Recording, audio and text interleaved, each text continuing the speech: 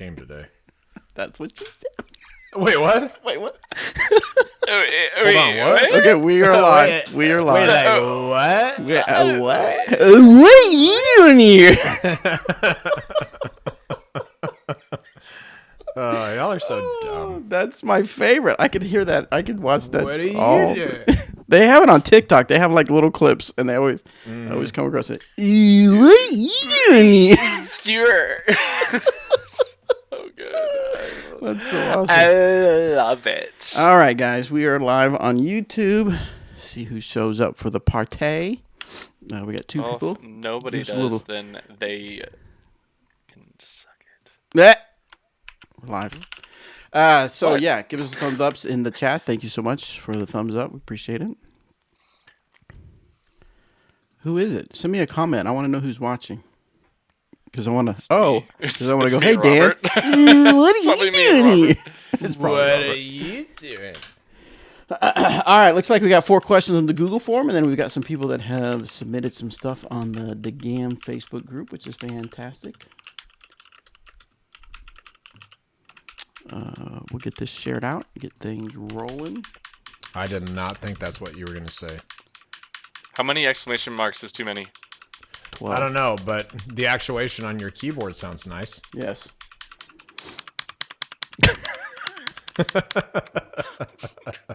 You're so stupid, dude. I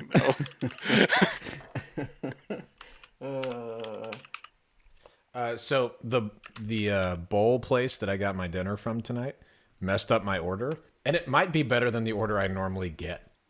Do you How know bad what did they you- mess it up? What they messed it up with though? Yeah, so, well, first of all, they put pickled beets in there, and I'm not trying to eat no beets. But I'm trying to hear some beats. Dropping they didn't do rice and beans, like the rice and the black beans, and instead So did they missed only her? greens Are you saying and they kale. missed her? Are you saying the red rice and red? Forget it. Yeah, thank you. Red beans and rice. Then they put something spicy in there. I don't know what it is, but it's good. Yeah. Where is it? What's the place called? It's called Fresco. I think it's called just Your a Butt? one-off. It's not called that. I think it's just a one-off restaurant here in San Marcos, but it's One off awesome. what? One off the highway? No, like Exit 1? It's the only one of its kind. Oh, okay.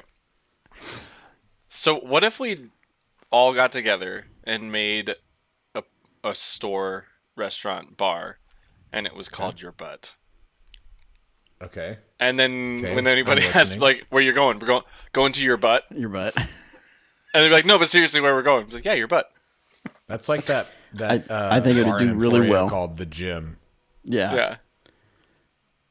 When But there your one, I butt's think there's funnier. one in Way Tulsa funnier. called the other It's place. like they're downplaying personal fitness. Yeah. How some dare other you? place. There's one called some What the other place heck? or something like that here in town. What are you? It's stuck in my head. I get it. Sean, are you surprised though? Join the live feed. First thing I hear is your butt. No one is surprised. No one is surprised at all.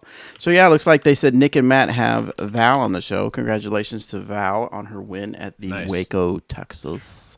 Dude. Waco annual Hole show, Leon. 17. Oh, What I've a seen that shot. clip. That was amazing. Unreal. We were watching it live, and I was just like, I was like, this is it. Like, this is it. This is the kind of the tournament. This is the tournament.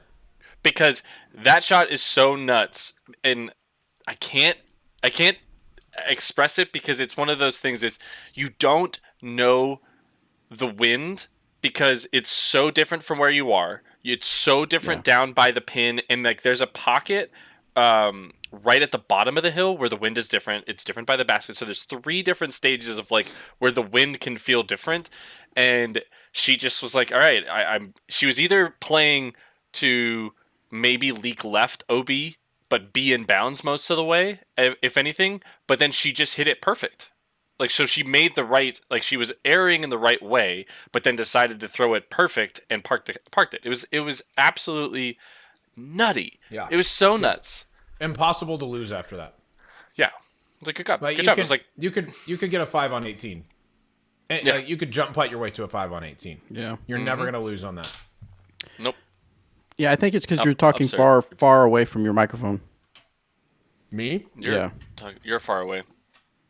I'm not. I don't know. You Dang, just Emerson don't had a sound tough round. as Dude, but Clemens decided to Hello. show up. Let's go, Hello. bro. That was Maybe sick. It's me. Maybe it's.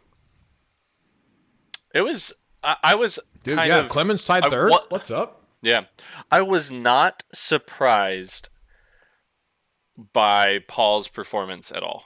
He Why is plays that? well there. He plays well there, and he's. I personally think he's pissed. I think I talked about it here or on a morning coffee. It was a morning coffee, and I got into it with Anthony Vanden Heuvel in the chat over the the Sports Illustrated article about Ricky Wysocki, and my they put out this article with no mentioning of Paul Macbeth. And they put out this article after saying Ricky is the best player of 2021, which by rating and some tournament finishes by Disc Golf Pro Tour points, he was in those two categories. Did I think he had the best wins? No, I don't. I think he had a similar amount of wins to Eagle, Calvin, and Paul on the Pro Tour. Maybe they won other national tours and different things, but similar amount of wins across the tour. Yes, Ricky went out and played almost every single Silver Series, so that's why he had an innate advantage of winning the point series.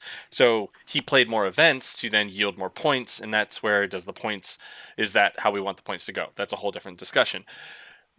But basically what the whole standpoint was is you're going to have an article about being the best disc golfer when you don't win either major title of the season. And also you're not even going to mention Paul Macbeth in that article. Like he went toe to toe with Paul Macbeth, blah, blah, blah. Like they didn't say his name. And I understand that this was an article about Ricky, and this was maybe an article along with Dynamic Disc and putting that out there because it was that's kind of how it works. So why would you mention Paul? Right. But to me, as a competitor against Paul, I'm mad at them for doing that because Paul has more ammunition than he's ever had before. Right. Like Paul legitimately could just go out and win every tournament he plays this year if he feels like it because he's pissed enough to do so. Yeah. So I'm not trying to play against the pissed off Macbeth. I'll tell you that much. no, Yeah, no kidding. So that was kind of why I was not surprised at Paul's performance, not surprised at Paul's performance at the Memorial, not surprised at. I mean, granted, these are two tournaments that he has done very well at. But knowing where he is at in comparison to a lot of other players in the sport, I think Paul is next level and is very scary. Yeah. True. All right, let's start the show before you start talking about more stuff. Okay, Bobby. Oh, shut up! You stop talking about this. No, I want you to talk, but I want you to talk on the show. Why Ask didn't me that you again, just Is Robert. my volume okay? Record everything. Is my I think volume volume's okay? good now. Is my volume okay?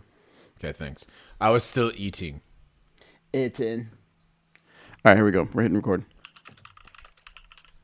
Hey, everybody. Welcome to this episode of the Disc Golf Answer Man. I am Bobby Cool Daddy Slick Breeze. And I have with me, as always, Eric, the Oakley, Robert, the McCall. I don't know why I added first of his name. The first of his name. I like it. So we are back here with another episode. We appreciate you guys having a little patience with us last week not being here. And I will tell you that more than likely we will not be here next week. I mentioned this to Eric, but I did not mention this to Robert yet. So this is news to him because I'll be moving out of my family's house, and I've been staying with some family, and I'm moving out to my own apartment. So I'm going to have an apartment closer to a lot of things that happened in the area. So that'll be great. During next week, Sean, that's nuts. I'm going to go down to Emporia, Kansas, grab some of my stuff, and move into the new place. So in order to keep up with my client work and stuff like that, I'm going to be working ahead and working a lot. So I have to skip the episode next week. Nice, man. Oh, Awesome. Good for you. Congrats Yeah, I'm excited. on you, Next brethren. chapter in my life, which is fantastic. Yeah. All right, so before we started recording, I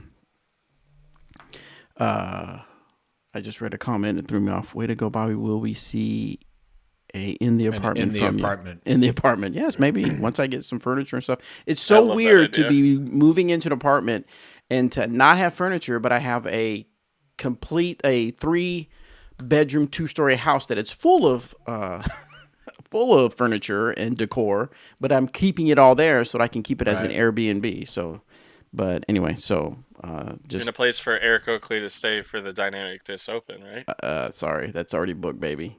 Dude, Premium. Booked you're up. not even. I'm Dude, sorry, all right, cool, premium. guys. guests. Hey, Bobby just lost Paid the Combat guests. Ranger bag from the giveaway. He's not getting the Sick. Berg Dynasty Exodus and Splatter Nice. Alpaca. I was gonna send Eric, him off the table. You can stay at my house. I'll double up. anytime. I'll double up to Robert For the Dynamic Yes! Discs Open. 2 times. Sorry, dude. I got it at a premium price. People paid Dude, premium no, price you're for fine. it. I'm completely joking. I wouldn't. I hate So- you, but I love you. Oh yeah. Anyway.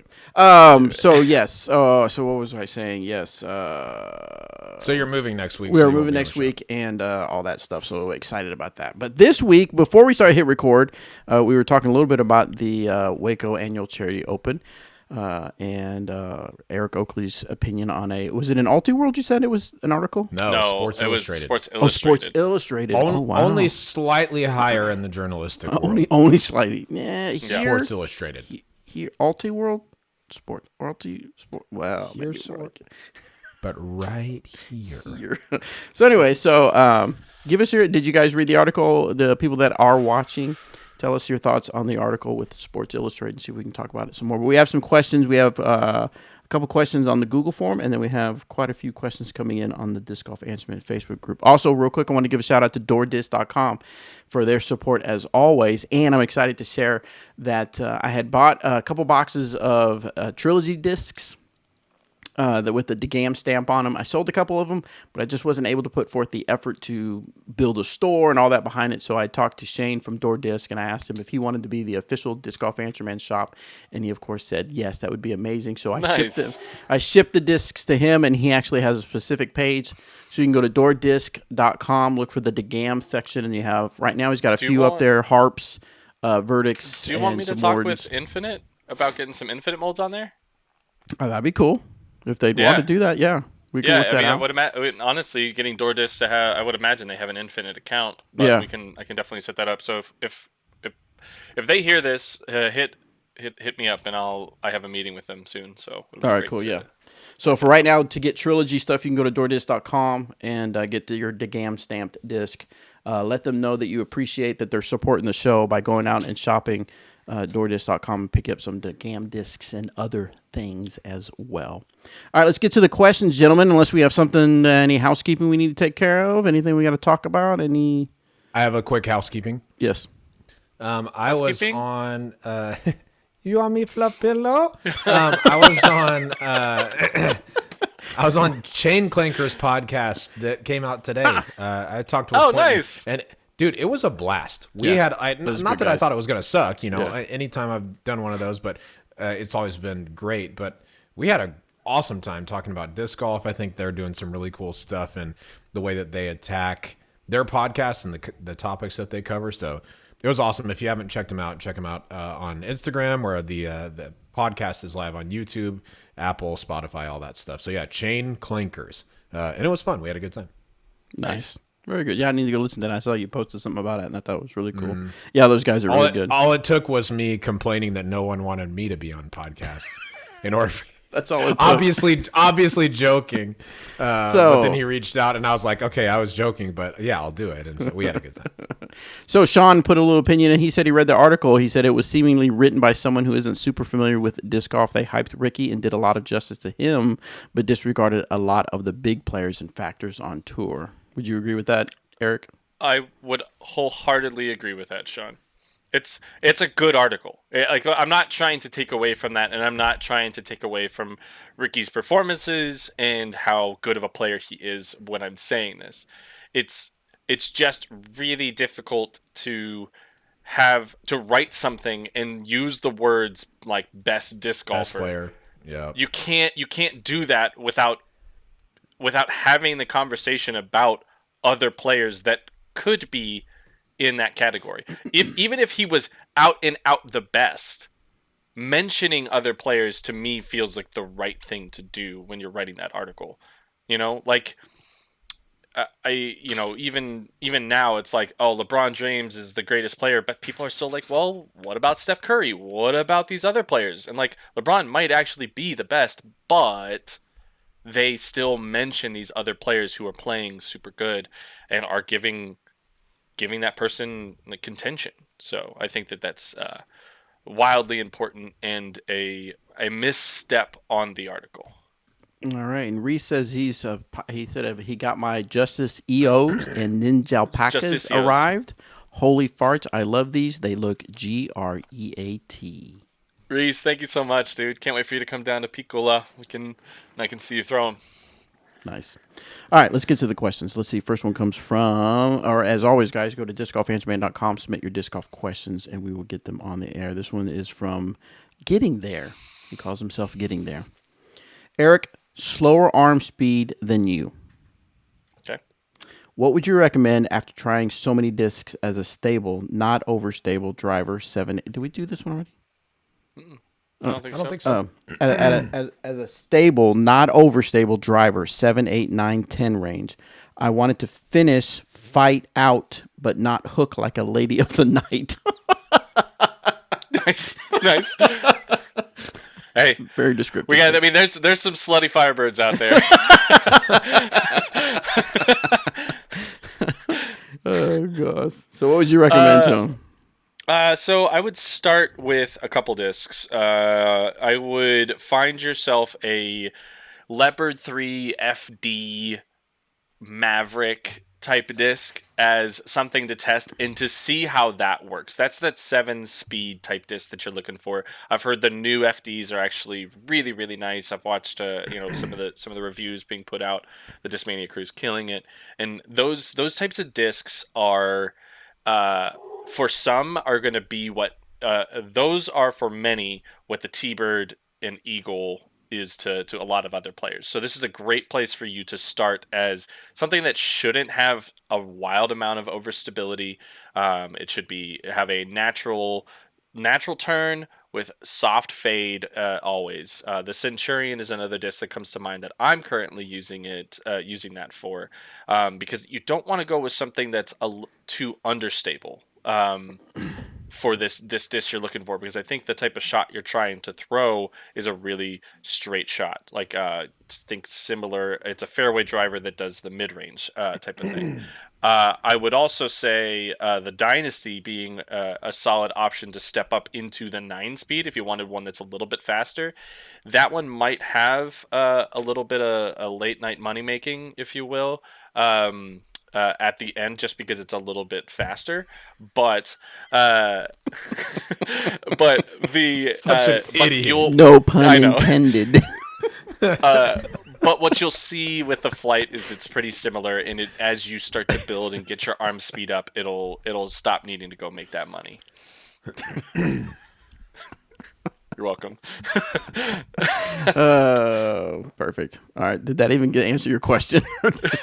Yeah, I said some discs. So. You Hey, said yes? Speaking of things intended to annoy me, I went to Waco this weekend on Saturday, and we just watched for like a few hours. It was awesome. We knew we weren't going to be able to see most of the people that we'd see like at DD Open or something like that, so we went up to Waco because it was going to be the closest one. Got to see a lot of people. We were stoked. And I don't know who this person was. Pardon me. But I was just walking along the sidewalk, talking to Shay, and all of a sudden an air horn played just to my left side. And I looked over and he was like, I had to. I'm safe nowhere. That's amazing. That is awesome. It was Whoever really did funny. that. Whoever did that, really thank you funny. so much. Thank you so much. I had a good laugh. I wasn't even mad about it. I was a little mad about it, but it was hilarious. So, Well, that's really funny. Well done. Well done, sir. All right, Danny has the next question. He says, first, huge thanks to Eric for answering my question about forehand form. Never thought about my wrist rolling over before, just focused on arm angle. I am able to throw forehands with ease again. My question this time is, what do you guys do to calm your mind before the first tee shot of a tournament? I tend to get really amped up and find it hard to settle settle in. Any tips? Thanks, Eric. Bobby, play the pew pew. I don't have a pew pew sound. He's So, just looking for it. Sorry, Right now. Danny. You're such an idiot. I will can be see what you're mine. doing. Just diving deep for it. Yeah. I am a big proponent of focusing on my breathing. So there's when I was before I started actually learning more about it, I would just focus on my breathing in my chest, which I would like this. I remember very vividly at Fort Sully, which was my first win. I had to do this to myself because I don't even remember the round 3 hole one's tee shot. I parked it, but I was so nervous because I had never really been in that situation, leading a tournament, coming down the stretch, 18 holes to play, can you do it type of thing. And so I kind of blacked out, but then after for the rest of the round I was really really just like, okay, cool. When I wasn't throwing, I would just make sure I felt the air go into my lungs and then I would feel it exhale. I just kept thinking about focusing on that because it was the perfect distraction of it was one calming me down, but it was also I just had my focus elsewhere, not thinking about hey you're winning a tournament or hey you're about to play a tournament. So if I'm ever thinking about those things before my first tee and or during the middle of rounds when things get crazy, I think about my breathing, and now I do belly breathing, which is really allowing it to come from lower, which is really important. When you breathe from your chest, it activates your fight or flight because you're breathing up top. When you're breathing in a fight or flight situation, you use a lot of chest breathing and use your neck involved. Belly breathing is more like when you see babies. How does Julio belly breathe? Oh yeah. Or did he? Yeah, and it's something that we lose lose a lot as we get older. We stop learning to belly breathe. So belly breathing is really good. Very simple stuff you can look up online for sure. Right. Well, and to go along with that, gosh, I've got something in my throat, and I'm sorry. I've got my allergies are going crazy. You're fine. But about belly breathing, using your diaphragm specifically, that is a technique that you use for singing as well. Because when you breathe up top, it causes you to tense a little bit more. When you breathe from your diaphragm, you can get actually more oxygen that way.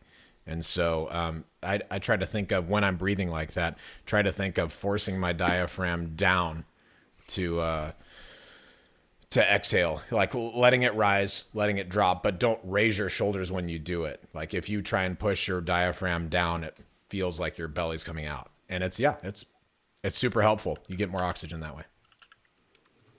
All right. Next one comes from Andrew. I've heard a lot of discussions about the difficulty streaming tournaments and getting spectators in the woods versus the wide open golf courses. So what are your thoughts on the possibility of artificial courses? These would be courses that have planted mature trees or poles, not mozzarella sticks, but posts to shape fairways. These could be placed in areas that have excellent cell covers because they used to be a wide open field, as well as being built with infrastructure for electricity and Wi-Fi. And cameras could be installed directly onto the trees. Spectator areas could also be thoughtfully planned. I think everyone loves woods golf and would hate to see it fall out of favor due to logistics. Andrew, I'm going to make a big assumption here. And I apologize if it is nothing but an assumption, that you're new to disc golf or at least new to coverage, because this idea has been around since someone picked up a camera and decided to film disc golf. And I say that in a sarcastic way, but what I'm getting at is, yes, in a perfect world, it would be great if we could have some sort of perfect course where cell coverage was amazing, Wi-Fi was amazing, had a camera on every hole, had commentators that knew what they were doing. Hey-oh! Sorry. But no, that was me being sassy. I like being sassy. But no, yes, of course. Funny. Of course, people would want that. The biggest thing, and I always love this quote from the Vanilla Sky movie, is what's the answer to 9 out of 10 questions in the world? And that is money. it's money. It just takes money, and right now we just don't have the money in the sport like you would see in golf, where you have Terry Roddy, who I worked with when Disc Golf Planet TV was a thing, who does for CBS Sports. He'll post pictures when he's helping out at the Masters or helping out at big golf tours. And he'll have a picture of like 12 cameras, and he'll say, "Oh yeah, there's the cameras for hole 2 and 3," and it's like 12 cameras that are probably $20,000-$30,000 a camera, and so we just don't have the money in the sport like they do.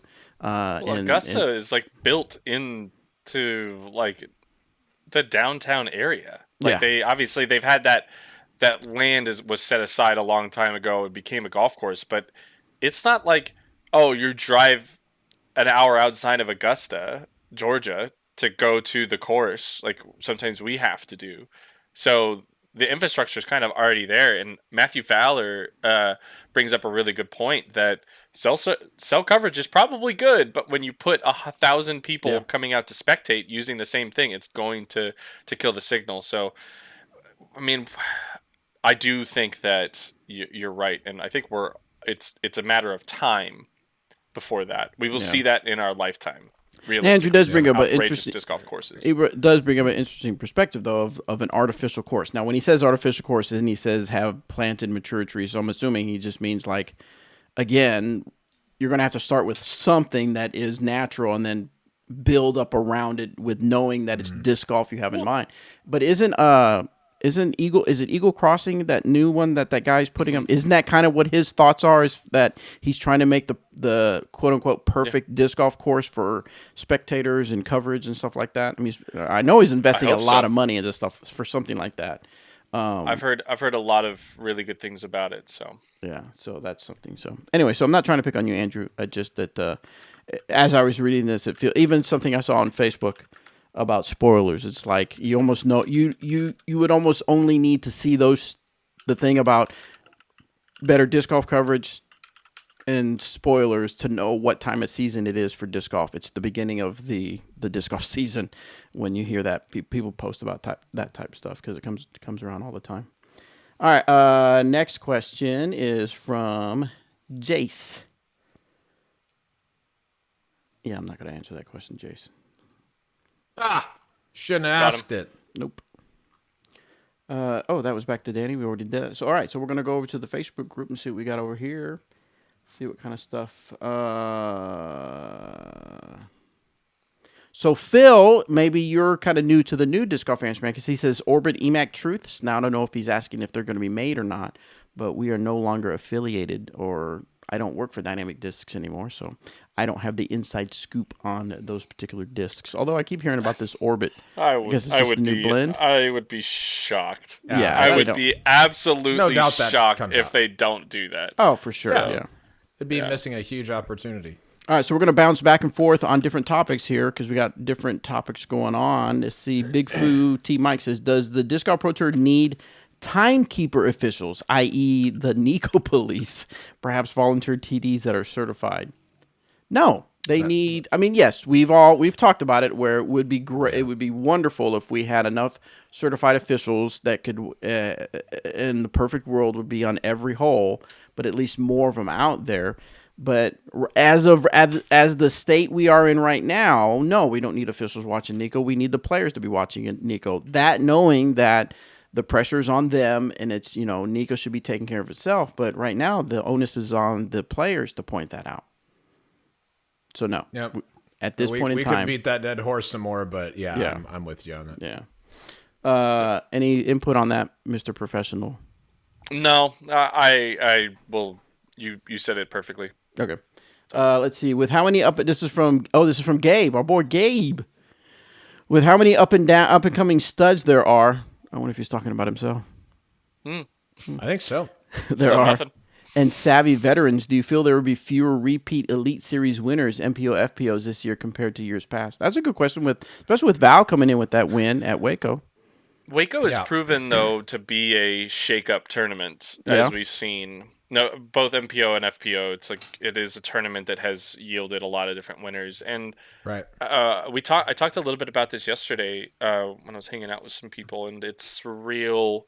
In the course doesn't care how good you are, because the rough and certain holes, just it doesn't matter. Like you can feel and be a really good player, but it just the course will make it difficult, and it lines it up to when there are certain courses where Paul, Rick, and a couple other people, they will be the best players, and they don't necessarily have to be the best throwers of the disc on the weekend because they'll scramble better than most, they'll make more circle two putts than most, and that's what will allow them to win tournaments. But at Waco, it really you have to be the best thrower of the disc on the weekend, and Val I think proved that. Paul proved that they were very rarely off, and they played solid rounds every single round. And when they were off, they made good decisions, and it didn't hemorrhage into something bigger, which is what happens at a course like Waco. So it requires you to actually be the best thrower of the disc. And I know wouldn't that be the case for every tournament? Yes, I get that, but at the same time, there are tournaments that Ricky Wysocki has won where he is not the best thrower off the tee. He's just the best putter on the green. So I think that Waco yields you need to be the best thrower off the tee, type of thing. There are some names Yeah. at the top that aren't well, maybe like you said, the course Waco is doing that, but there's some names at the top that I don't normally see at the top at some of the elite series. That's Yeah, probably I the think- best that Chris has ever done at Waco, isn't it? Tying for third. Clemens. I think so. Yeah. Yeah. He's always played well there, but I don't think he's been in the top 3 before. Okay. Yeah. So I think the Green Mountain courses are like that too. The combination. See, I think there's something to having it be half open, half wooded. Because Green Mountain often produces different winners and different names at the top than those that we see every weekend. And I think it has a big part to do with the combination of those courses. So Gabe, I'm inclined to say yes. There is greater parity in disc golf right now than there has been in years. The last few years, we've really started to see some new winners come along, which has been awesome. But Eric brought up a good point before the show, or maybe right at the beginning of the show, that every time people talk like that and kind of like discount Macbeth, just saying like, oh, there's so much talent at the top, we won't have as many repeat winners. Then Macbeth's like, no, screw that. Like, yes, we will. I will win all of them. Thank you. Yes. And I do think there's a little bit of maybe not a thorn in Paul's side, because that makes it sound like a hindrance, but like a chip on his shoulder that, in Paul's mind, and rightfully so, if you're a top 10 player in the world and you don't have the attitude that you're the best player in the world, then you're kind of wasting your time. You need to have that sort of confidence. But for somebody like Paul, who is either the best or second best player in the world, depending on who you ask, I think he gets tired of being 1B. He wants to be a clear 1, period. Yeah. And so, I think he's got a fire under him right now. He's fully comfortable with the Discraft bag. He's not worried about making any adjustments. He's got that dialed in, and he's playing like a genius right now. He throws the disc just like, if you could draw it up like that, it would be exactly how he throws it most of the time. Yeah. And his mental game is really strong. It's all there. So, I would love to. I love seasons where we have more winners, just because it's fun. It's awesome to get to cheer for an underdog of sorts, or like a second tier player who doesn't usually break through, but really has a great weekend. So I'd love to see more of that. And big ups to Valerie winning this weekend. That's her first Elite Series, or Pro Tour, and she earned it. We talked about it before, but that shot on 17 is just so sick. If it goes out of bounds early, it's not a guaranteed 5. No. It could have snowballed so bad. And instead of being a guaranteed, let's say she does get a 5 or even a 6, it's just a drop-in birdie. Just game over, door closed, forget it. Yeah, it was impressive. That was the shot of the weekend on either side for me. Well, it's when we have Henna, Evelina, Kristen, Paige, Kat, and I don't necessarily look at Val as this, distance player in the FPO division. I see her as consistent, controllable, very, very good. Not to say that she doesn't have distance, she does, but to the same distance of Paige Pierce, no, she doesn't. Like that's like saying I have the same distance of Drew Gibson. I don't. Like it's just not going to happen. I personally do, but Yeah, well, most you're in a people different don't. category. You're in a category of Yeah. your own, Robert. Yeah, Yes, thanks. So Make sure the listeners know. I would argue that there are a lot of women who, we saw, Evelina having a chance, and then just having that having it fall away in the last round. Is there are some really good throwers of the disc, but they didn't throw the disc the best on the weekend, and and you had to do it for 54 holes, or at least closer in the realm of 50 holes. You needed to get clean off the tee, and that's how you win that tournament. And that's just how Waco is, and I think I saw something that Nate Doss said, and it's one of the best things I've seen him say on coverage, is being able to flip the switch of playing in the open, in the wind, and then boom, you're in the woods, and you're on a couple super tight techie holes after ripping shots in open air. How can you transition from those situations? And you need to be able to do it real fast. Yeah, so it just proves to that point that it's a course that really forces players to just be so good off the tee, because Now, scrambling is not really an option. Yeah, and I know everybody had to play in the same weather. They all, had to play the same weather, other than obviously different tee times, and I'm sure that affects it as well.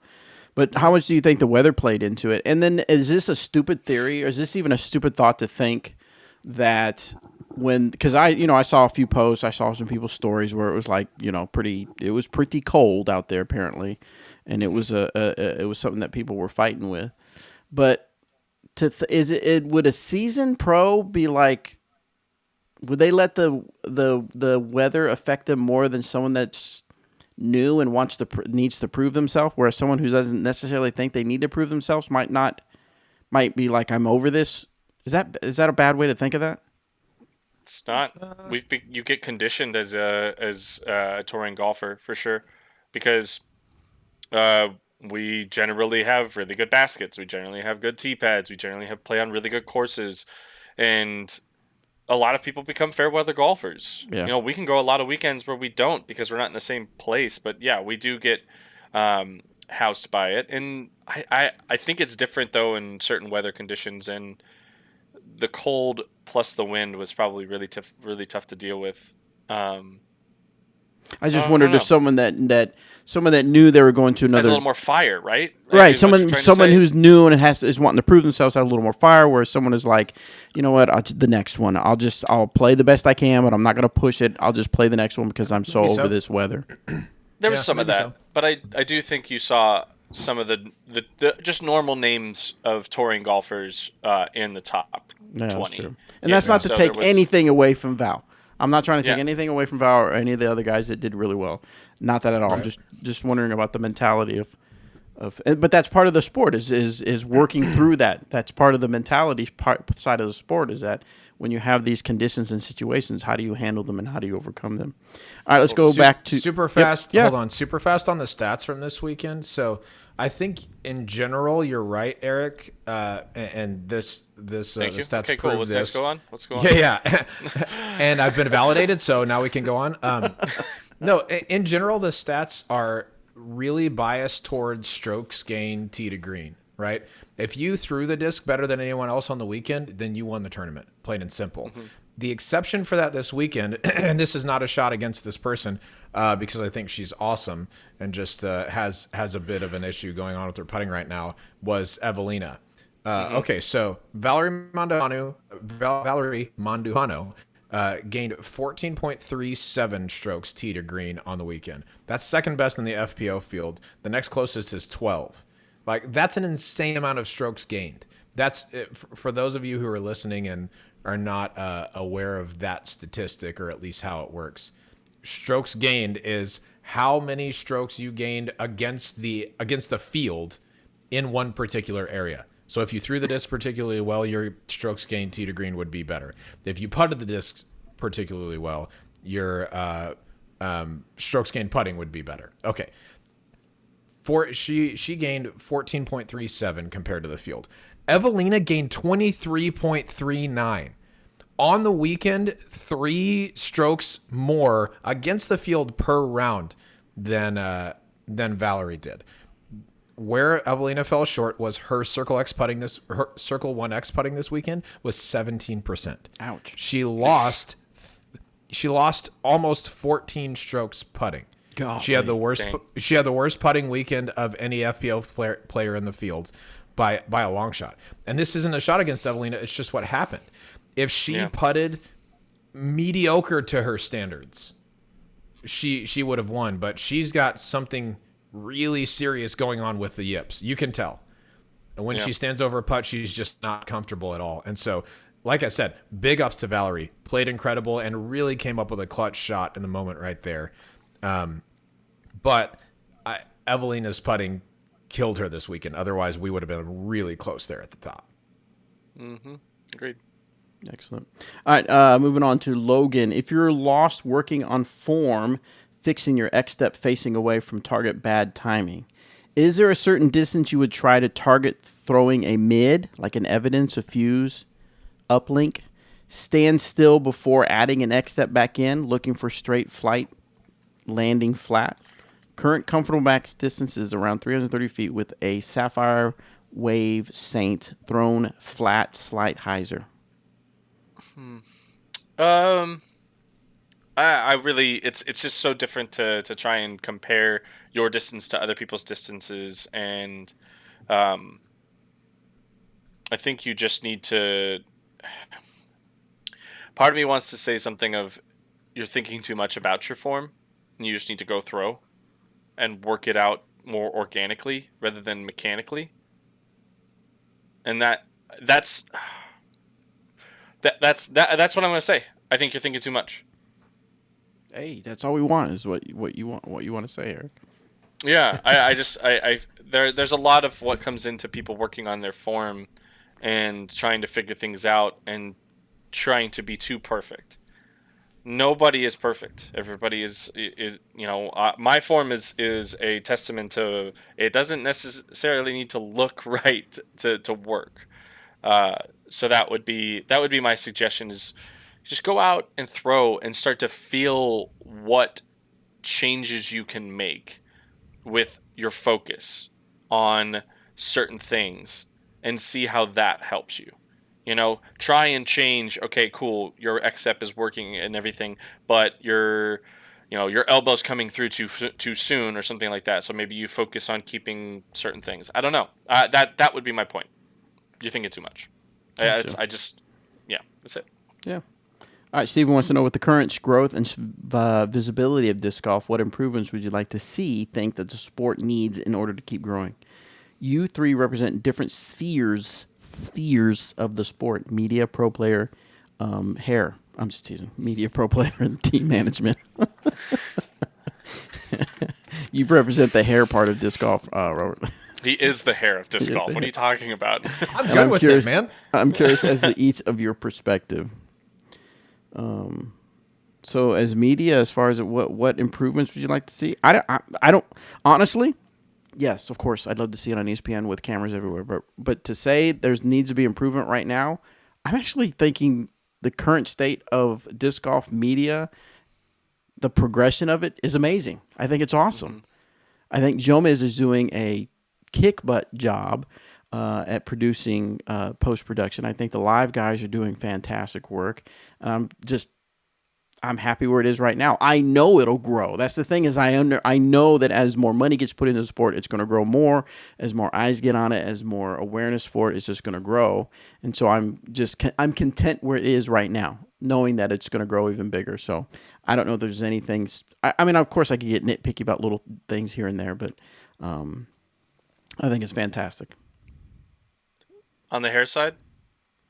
What do you think? So what he asked about was team management side. I don't know if this is an improvement or not, but I am really interested to see the progression of agents and representation on the pro side, because it's kind of a newer thing right now. A lot of players are getting into it. I'm really curious to see how much more the market can give in terms of player contracts and agents, right? Yeah.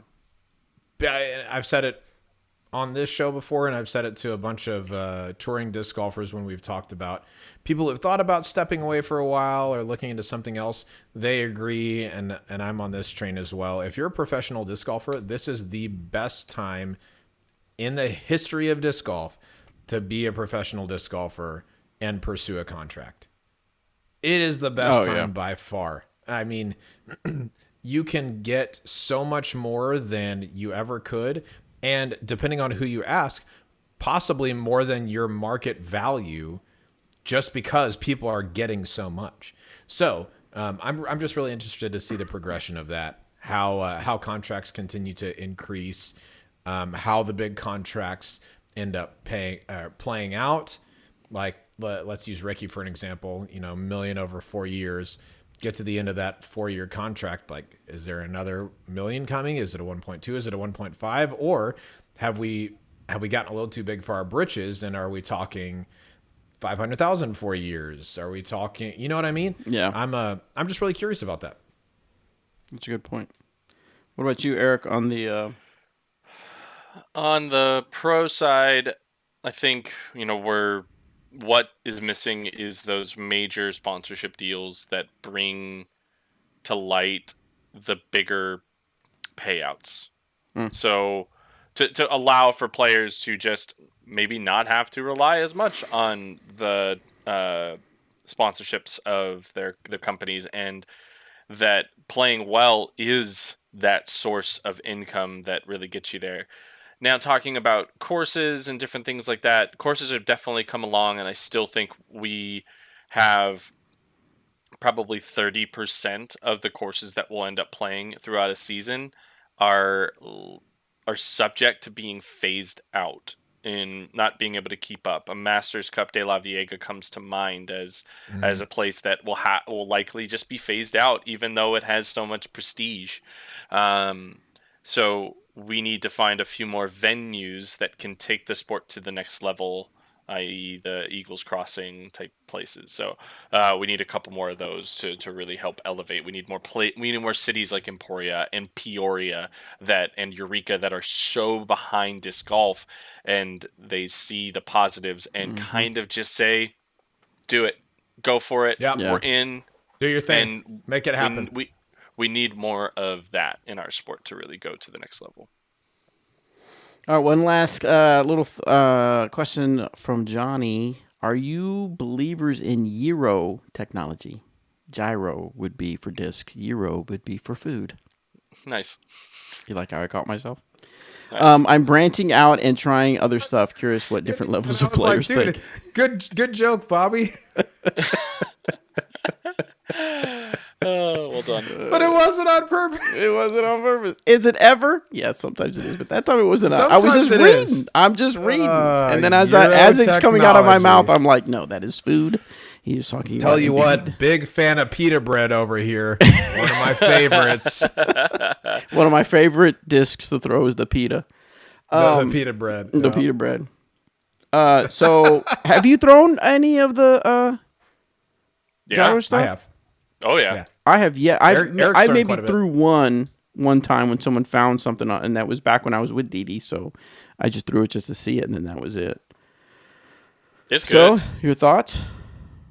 It's good. Yeah.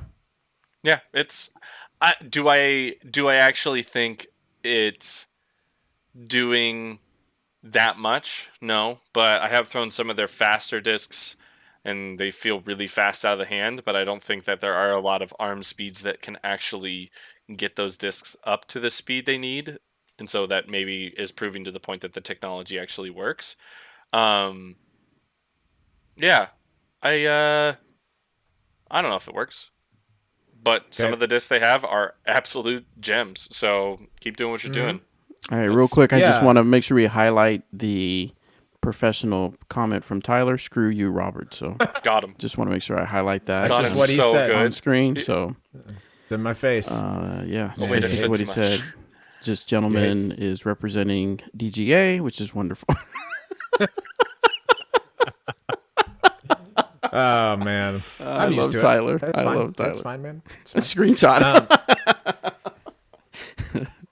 Go ahead. So, okay, I think gyro technology is more on marketing than it is on actual technology. It's different than the rest of the market, and so people look at it and say, "Oh, there must be something different. There must be something new." I think the differences between the overmolds or two mold technology and single mold discs are so negligible that it's nothing. It's so slim. However, just like Eric said, they have some great discs, just like other companies have great discs, and so I don't think what's one of your favorite gyro molds, Eric? Reactor, Hex, Great. and the Envy. Okay, But so the let's Hex say isn't what the I'm going to throw. reactor. The Reactor and Envy are the two that I'm bagging, Yeah. actually. So let's say the reactor. If the reactor wasn't an overmold disc, it would probably still be a gem of a disc. Just because it's an overmold doesn't make it a better disc, in my opinion. Yeah. So Sean says it exactly how I think of it. The technology works mathematically. The question becomes whether the difference is significant or not. The difference in what I've seen is negligible, but it doesn't mean that they make bad discs. They've got some really good ones. Mm-hmm. All I mean, right, they would be able to tell us more because they are wicked smart guys. wicked Who? smart.